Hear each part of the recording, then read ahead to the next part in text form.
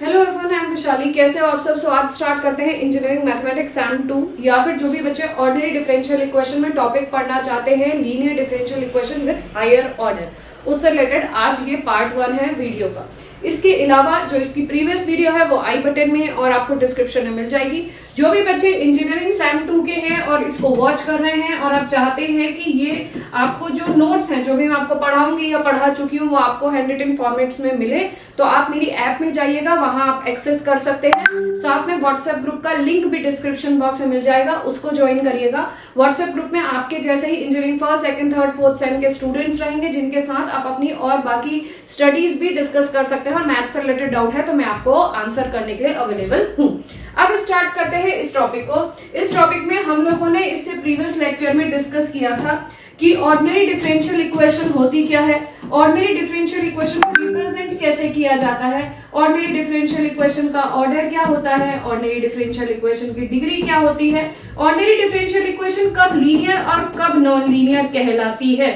ये सारी चीजें मैंने आपके साथ प्रीवियस लेक्चर में डिस्कस किया है, जो कि आपको आई बटन में मिल जाएगा, उसको इससे पहले देख लेना, क्योंकि ये टॉपिक है आपका linear differential equation of nth order with a constant coefficient. ठीक है, अब यहाँ पे हम लोग ये सीखते हैं कि डायरेक्ट क्वेश्चन इस टॉपिक से आपका। So starting with this topic, linear differential equation के लिए हमने पढ़ा था, जब भी हमारे पास कुछ इस तरीके की divide by dx square plus 2dy by dx plus 3y equal to 0, हमारे पास इस तरीके की डिफरेंशियल इक्वेशन दी जाए। यहाँ पे आपको पता है डिग्री 1 है, ऑर्डर 2 है। n का मतलब आपका कुछ भी हो सकता है, 2 डिग्री 3 मतलब 2 order, 3 order, 4 order, so on nth order. ऐसी डिफरेंशियल इक्वेशन आपको एग्जाम में दी जा सकती है सॉल्यूशन को निकालने के लिए। लेकिन यूजुअली अगर आप अपने एग्जाम पॉइंट ऑफ व्यू से देखें तो इंजीनियरिंग में मोस्टली 99% जो क्वेश्चन आते हैं वो 2 डिग्री के ही आते हैं, तो इस पे फोकस होके, या कभी कभार 20-30% 3 डिग्री के, इस पे फोकस होके करिएगा। अब ध्यान से देखिए, जो डिफरेंशियल इक्वेशन हमने दी है, अगर हम राइट हैंड साइड में इसमें 0 दे दें तो ये बन जाती है होमोजीनियस डिफरेंशियल इक्वेशन, और राइट हैंड साइड में 0 ना देके कोई वैल्यू दे दें, लेट x दे दें या 2x दे दें, तो इस तरीके की डिफरेंशियल इक्वेशन बन जाती है आपकी नॉन होमोजीनियस डिफरेंशियल इक्वेशन। ठीक है, अगर 0 दी हो तो बन गई होमोजीनियस लीनियर डिफरेंशियल इक्वेशन, अगर नॉन 0 दिया हो टर्म तो बन गई non homogeneous linear differential non homogeneous linear differential equation. ये चीज याद हो गई। अब इसके बिहाफ पे इसके सॉल्यूशंस को कैसे देखेंगे, देखिए वो मैं आपको समझाती हूँ। अगर हमारे पास सॉल्यूशन मतलब हमारे पास डिफरेंशियल इक्वेशन ये दी गई है, plus 2dy by dx plus 2y equal to 0, तो हमको होमोजीनियस लीनियर डिफरेंशियल इक्वेशन को सॉल्व करके इसके सॉल्यूशन को निकालना है, जो सॉल्यूशन यहाँ पे पूछा गया है। ठीक है, इसका linear differential equation with constant coefficient, तो ये होमोजीनियस हो गई, इसका सॉल्यूशन निकालना, ये क्लियर। अब यहाँ पे लिखा है कांस्टेंट कोएफिशिएंट, ये जो टर्म है ना 2y, ये क्या, ये कहलाती है कांस्टेंट कोएफिशिएंट। तो यहाँ हमें क्या मिला, पहले का कोएफिशिएंट मिला 1, दूसरा कोएफिशिएंट मिला 2 और तीसरा कोएफिशिएंट मिला 2, तो ये हुई डिफरेंशियल इक्वेशन, क्लियर, और कांस्टेंट कोएफिशिएंट के साथ और लीनियर नेचर की, तो क्या बन गई, linear differential equation of higher order with constant coefficient. तो इसको सॉल्व करना है। अब अगर राइट हैंड साइड 0 है तो सिर्फ लेफ्ट हैंड साइड का आंसर निकलेगा। इसी तरीके से जो आंसर निकलेगा वो भी y के फॉर्म में होगा, क्योंकि y in terms of x answer आएगा ना, y डिपेंडेंट वेरिएबल है, x इंडिपेंडेंट वेरिएबल है, ये सारी चीजें प्रीवियस लेक्चर में समझाई गई है। ठीक है, तो अगर हमारे पास solution in terms of y आ रहा है तो मैं उसको yx करके लिख सकती हूँ, solution in terms of x है ना, y का solution in terms of x। अब इसका जो जनरल सॉल्यूशन होगा, जनरल सॉल्यूशन इस तरीके की डिफरेंशियल इक्वेशन का जिसमें राइट हैंड साइड 0 होगा, तो उसको y is equals to CF के बराबर कहेंगे। इस CF की का नाम होता है कॉम्प्लीमेंट्री फंक्शन, कॉम्प्लीमेंट्री फंक्शन कहेंगे। ठीक है, तो यहाँ पे जब ये 0 हो तो हमें यहाँ पे क्या निकालना पड़ेगा, इसका सिर्फ लेफ्ट हैंड साइड का सॉल्यूशन। भैया सिर्फ उल्टे हाथ का सॉल्यूशन निकलेगा, सीधे हाथ में तो 0 है, सॉल्यूशन की जरूरत नहीं। अब उल्टे हाथ का सॉल्यूशन मतलब लेफ्ट हैंड साइड का सॉल्यूशन निकालने के लिए हमें सिर्फ और सिर्फ कॉम्प्लीमेंट्री फंक्शन की जरूरत है। अब कॉम्प्लीमेंट्री फंक्शन कैसे निकलेगा वो सीखना है, ठीक है। तो पहला पार्ट इस चैप्टर का ये है to know how to calculate the complementary function of a differential equation. अगर कॉम्प्लीमेंट्री फंक्शन निकालना आ गया तो जब भी ऐसी होमोजीनियस इक्वेशन आई उसका सॉल्यूशन हमें मिल जाएगा। तो हम सिर्फ अभी किस पे काम करेंगे, कॉम्प्लीमेंट्री फंक्शन पर, ठीक है। तो चलो स्टार्ट करते हैं कि कॉम्प्लीमेंट्री फंक्शन कैसे निकाला जाता है। मूविंग टू दी नेक्स्ट, बहुत कुछ मैंने लिखा हुआ है, ये इसलिए भी है कि इसी हाथ आपको नोट्स ये अपलोडेड मिल जाएंगे ऐप में। और अगर मेरी राइटिंग कभी ऐसी है कि किसी बच्चे को समझ में नहीं आ रही है तो फिर तब भी you can correspond with this written, ठीक है। उसके अलावा मैं राइट साइड या लेफ्ट साइड में आपको वो चीज लिख लिख कर भी समझाती रहूंगी। तो आपके पास टेक्स्ट रिटन फॉर्मेट में भी होगा और मेरी हैंडराइटिंग में भी होगा। क्लियर? देखिए यहाँ लिखा हुआ है अगर डिफरेंशियल इक्वेशन इस तरीके की हो, यहाँ देखो इसने कहा है QX, अगर QX 0 के बराबर होगा तो होमोजीनियस, मैंने अभी बताई, और QX नॉन इक्वल टू 0 होगा तो बन जाएगी नॉन होमोजीनियस। इस तरीके की डिफरेंशियल इक्वेशन को कहते हैं nth order differential equation with constant coefficients.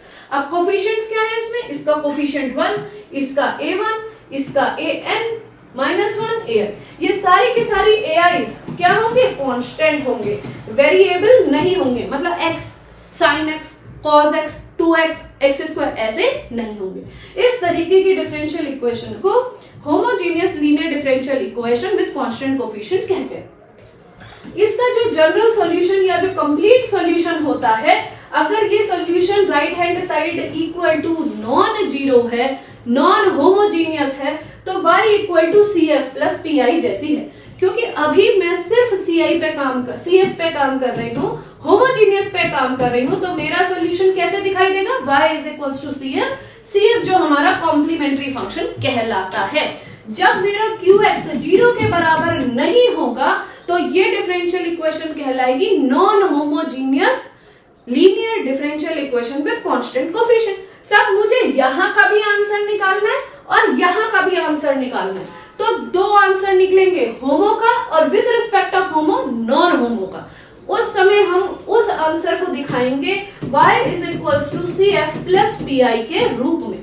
CF क्या है, सिर्फ लेफ्ट हैंड साइड का आंसर जो कॉम्प्लीमेंट्री फंक्शन बनेगा।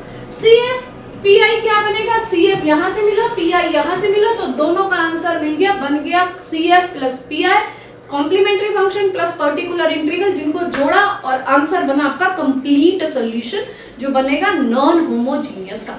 Is that clear to you? तो आई होप ये सभी को क्लियर होगा। अब मूविंग टू द नेक्स्ट कि CF किस तरीके से निकालते हैं जी, ठीक है। तो अगर ये तुम्हें पता चल गया और तुम लोग ये वीडियो साथ साथ करस्पॉन्ड कर रहे हो तो अपनी शॉर्ट हैंड फटाफट शॉर्ट नोट्स बना सकते हो। कैसे बनाओगे देखो, अगर ordinary differential equation linear differential equation with constant coefficient है तो ये दो तरीके की होगी, होमो होगी या फिर नॉन होमो होगी। अगर ये होमो हुई तो क्या करोगे, नॉन होमो हुई तो होमो हुई तो ये दिखाई देगी ऐसी d2y, एग्जाम्पल के तौर पे लिख लो, plus 2dy by dx plus 2y equal to 0। और अगर नॉन होमो हुई तो कैसी दिखाई देगी, d2y by dx square plus 2dy by dx plus 2y is equals to 2x का स्क्वायर, ऐसी दिखाई देगी। तो इसका जो सोल्यूशन y x निकालना है, जो इसका solution y equal to x निकलेगा वो सिर्फ कॉम्प्लीमेंट्री फंक्शन कहलाएगा। अगर ये ऐसी दिखाई देगी तो इसका जो सोल्यूशन है वो y is equals to CF plus PI के बराबर मिलेगा। अब CF पे सीखते हैं कि CF कैसे बनेगा। तो CF के लिए शॉर्ट नोट्स देखो, सबसे पहले तुम्हारे शॉर्ट नोट्स में तुम कैसे लिखोगे, ठीक है। किसके लिए शॉर्ट नोट्स बना रहे हो, CF के लिए। तो CF के लिए तुम्हें सबसे पहला स्टेप क्या करना है, फर्स्ट स्टेप यहाँ पे क्या है कि आपके पास जो भी टर्म ऐसी दी है ना d बाई dx, इसको तुम कैपिटल D लिख लो या M लिख लो, जो तुम अपनी तरफ से लिखना चाहो। बहुत सारी जगह M लिखते हैं, वैसे इसे डिटर्मिनेंट D के तौर पे भी लिखा जाता है। अब d2 बाई dx स्क्वायर को तुम कैसे लिखोगे, m स्क्वायर लिख सकते हो या फिर d स्क्वायर भी लिख सकते हो। फॉर्मेट होती है ये, but we can use this as well to make it easy. Clear? जहां पे y होगा वहां 1 कर लेना, जहां पे dn बाई dx की पावर n होगा वहां d की पावर n या फिर m की पावर n ऐसा लिख सकते हो। क्लियर? तो अब मूविंग टू दी नेक्स्ट, ये सब क्या लिखा हुआ है this I tell you later on. ठीक है, तो पहले इसका समझो कॉन्सेप्ट। तो हमने यहाँ पे क्या किया कि हमें जो ये गिवन डेरिवेटिव्स है, change the derivatives in d या फिर m। जब आप पूरे डेरिवेटिव्स को d या m में कन्वर्ट कर लोगे तो आपको लिख रहा है ना, या तो क्वाड्रेटिक इक्वेशन बन जाएगी।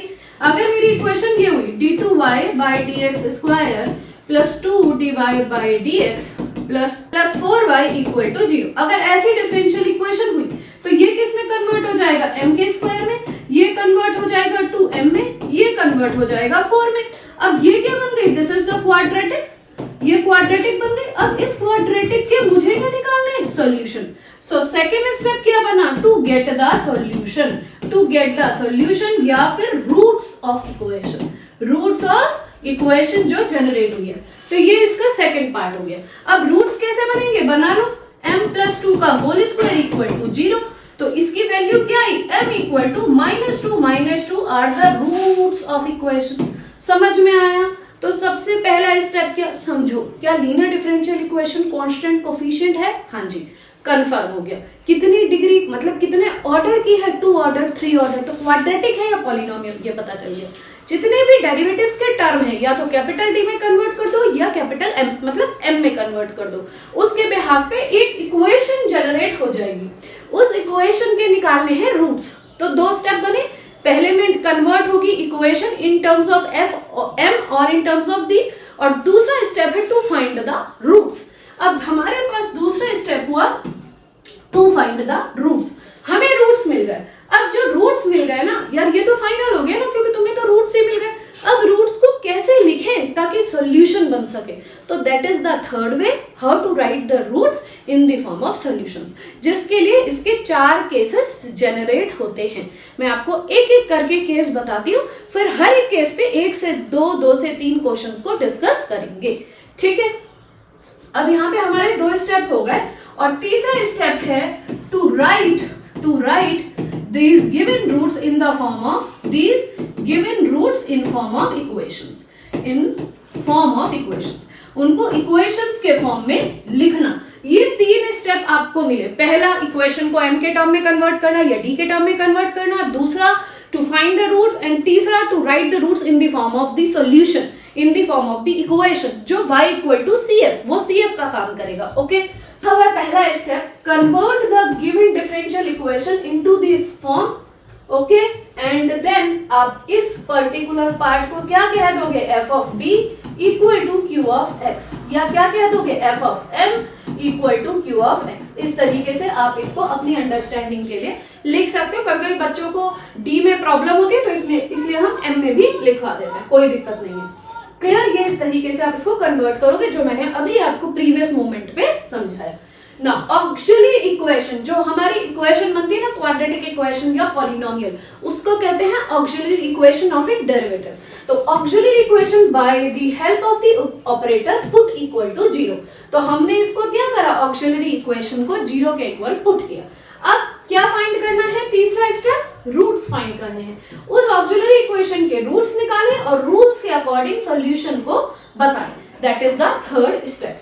अब इसके रूट्स क्या क्या हो सकते हैं, तो रूट्स के लिए नोट्स, शॉर्ट नोट्स बनाइए। देखिए, रूट्स के लिए शॉर्ट नोट्स बनाइए। तो रूट्स के लिए शॉर्ट नोट्स क्या बनेंगे, देखिए, पहले तरीके का रूट क्या हो सकता है आपका, रियल, मतलब कि 2 3, रियल और डिस्टिंक्ट, अलग अलग है। अगर आपके रूट्स रियल है एंड डिस्टिंक्ट है, roots are real and distinct. Roots कैसे हैं, रियल और डिस्टिंक्ट है। तो सॉल्यूशन कैसा दिखाई देगा या उसका रिप्रेजेंटेशन कैसा होगा, the representation of the CF will be C1e to the power m1x। अगर रूट रियल और डिस्टिंक्ट है, लेट एक ही रूट निकल रहा है, x इक्वल टू 3, तो ऐसा निकल गया।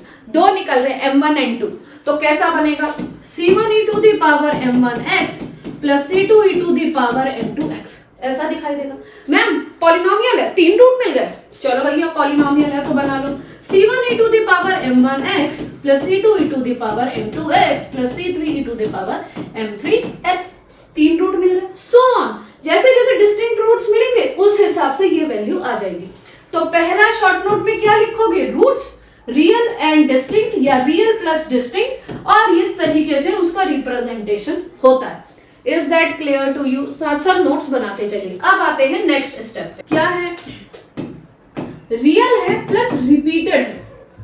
क्या है, रिपीटेड है, जैसे 2 2 3 3, तो सॉल्यूशन कैसे दिखेगा, लेट आपका सॉल्यूशन दिखाई देगा, लेट 2 रूट्स हैं 2 2, तो कैसे बनेगा, c1 plus c2x e to the power m1x। एक ही मिला ना, कैसा लिखोगे, c1 plus c2x e to the power 2x, ऐसा लिखोगे। अगर रूट्स 3 बार रिपीट हो रहे हैं 2 2 2, तो कैसे लिखोगे, 2 2 2, कैसा लिखोगे, c1 plus c2x plus c3x square, तो क्या बन जाएगा, e to the power 2x। तो रियल एंड रिपीटेड के केस में सॉल्यूशन ऐसा दिखाई देगा। क्लियर? तो ये 2 तरीके के रिप्रेजेंटेशन ऑफ रूट्स हमने आपको बता दिए। अब इन पे बेस्ड पहले क्वेश्चंस करते हैं ताकि थोड़ा सा बेस स्ट्रांग हो, और फिर आगे अगर रूट्स इमेजिनरी हुए तो, रूट्स सर्ट्स के फॉर्म में हुए तो वो नेक्स्ट पे आएगा। तो आप नोट साथ साथ बनाते चलिए। तो यहाँ पे अगर आपके पास रियल रूट्स आ रहे हैं तो आपका CF जो बनेगा वो बनेगा c1 e to the power m1x, ऐसा। अगर रूट्स रियल एंड डिस्टिंक्ट 2 हैं तो आपका सॉल्यूशन CF बनेगा c1 e to the power m1x plus c2 e to the power m2x। 3 हैं तो c3 e to the power m3x, ऐसा बनेगा। अगर आपके पास 3 डिस्टिंक्ट रूट्स हैं तो अभी जो मैंने बताया सॉल्यूशन ऐसे दिखेगा। तो case 1, this is the case 1। Clear? तो अब इस पे सॉल्यूशन करते हैं।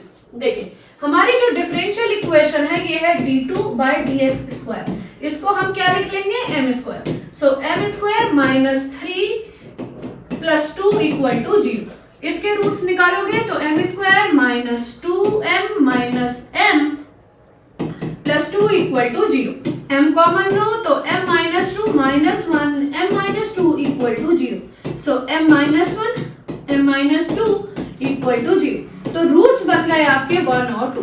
कैसे रूट्स आए हैं, रियल प्लस डिस्टिंक्ट। ठीक है, जब रियल एंड डिस्टिंक्ट रूट्स हैं so solution yx will be represented in the form of CF, क्योंकि ये qx की वैल्यू आपके 0 के बराबर है। तो CF क्या बनती है, c1 e to the power root है 1, तो c1 e to the power 1x plus c2 e to the power root है 2, तो 2x। तो this is your answer, this is your answer, y of x is represented by this। अब school में मतलब college में कभी कभी directly y c1 e to the power x plus c2 e to the power 2x ऐसा भी लिखा जा सकता है। तो this is your answer. Clear? अब देखिए ये मैंने पूरा सॉल्व कर रखा है यहाँ पे, इसकी ऑक्सिलरी इक्वेशन 1 और 2 roots and it is represented by this. जिन बच्चों को अगर राइटिंग में प्रॉब्लम है तो आप यहाँ से भी देख सकते हो। ठीक है, नेक्स्ट पे आते हैं। ये नेक्स्ट क्वेश्चन है, देखिए सिमिलरली डायरेक्टली m का स्क्वायर में कन्वर्ट कर देंगे plus a plus b m plus a b equal to 0।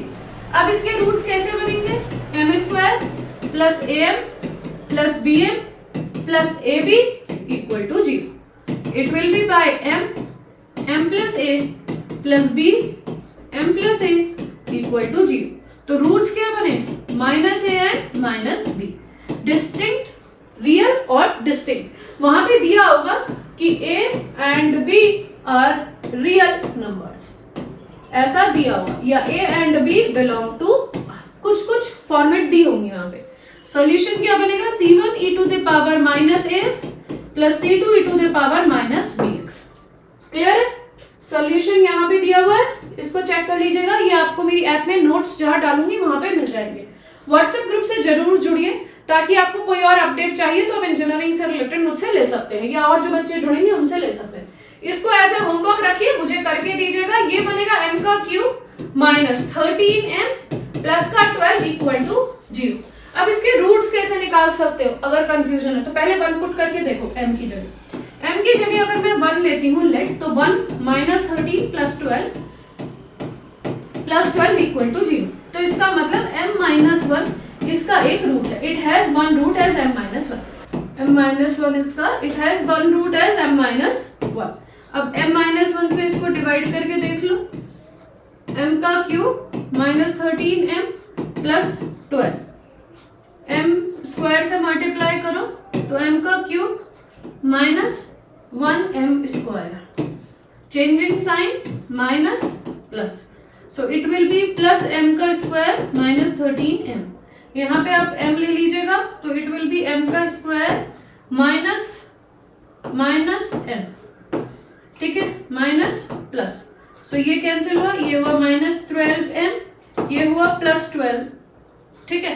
अब यहाँ पे 12 से मल्टीप्लाई कर दीजिए, सो 12m -12m, या फिर इसको माइनस कर दो आप, सो -12m और -12, दिस इज डन. सो अब हमें फैक्टर्स निकालने रह गए हैं m² plus m -12 equal to 0.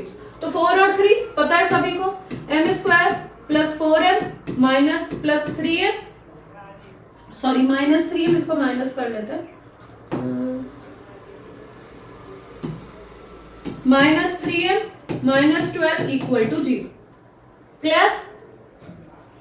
तो m plus 4 -3 m plus 4 equal to 0. तो m इक्वल टू 3 और -4. अब ये दो रूट्स आए हैं, तो y equal to CF is the solution. तो ये क्या बनेगा, आपकी ऑक्सिलरी इक्वेशन क्या थी, एक रूट ये भी था, m इक्वल टू 1, तो रूट एक और बनेगा, एक रूट और डाल लो 1, तो 3 रूट आए हैं, 1 आया है, 3 आया है और -4 आया है. सॉल्यूशन कैसा दिखाई देगा, y is equals to c1 e to the power 1x plus c2 e to the power 3x plus c3 e to the power -4x. ये सॉल्यूशन कुछ इस तरीके से आपको दिखाई देगा. अब इसकी ऑक्सिलरी इक्वेशन कैसी बनी है, m² प्लस 4m, मतलब इसको डायरेक्टली ऐसे कर लो, इसकी ऑक्सिलरी इक्वेशन अगर एग्जाम में पूछ ले तो ऑक्सिलरी इक्वेशन कैसी बनी है, m-1, और यहाँ पे आप कह सकते हो कि m² plus m-12 equal to 0. तो ये इसकी ऑक्सिलरी इक्वेशन बनी है. This is the auxiliary equation and this is the solution and these are the roots. इस क्वेश्चन की ये सारी तीनों चीजें हैं.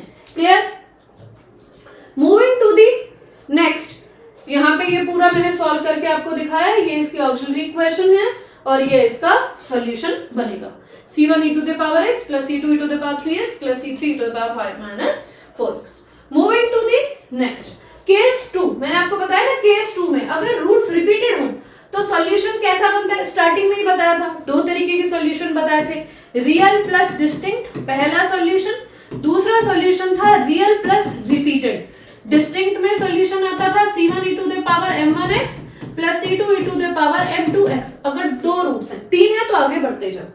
अगर रिपीटेड है तो c1 plus c2x e to the power mx, ऐसा.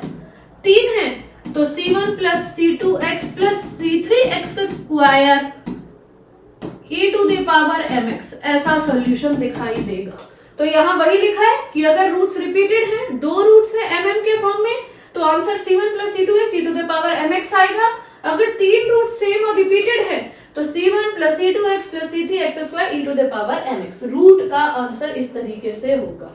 क्लियर? अब इस पे क्वेश्चन करते हैं.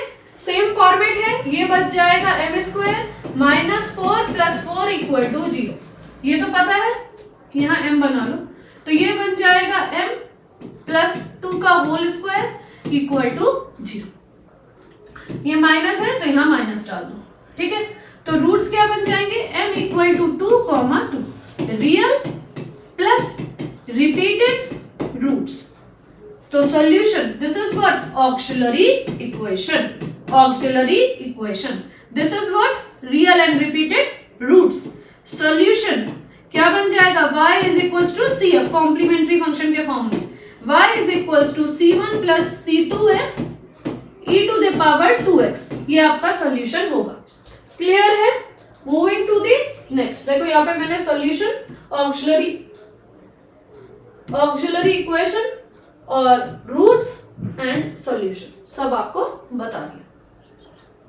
मूविंग टू द नेक्स्ट, इस क्वेश्चन को करिएगा. m का क्यूब -3m का square plus 3m -1 equal to 0.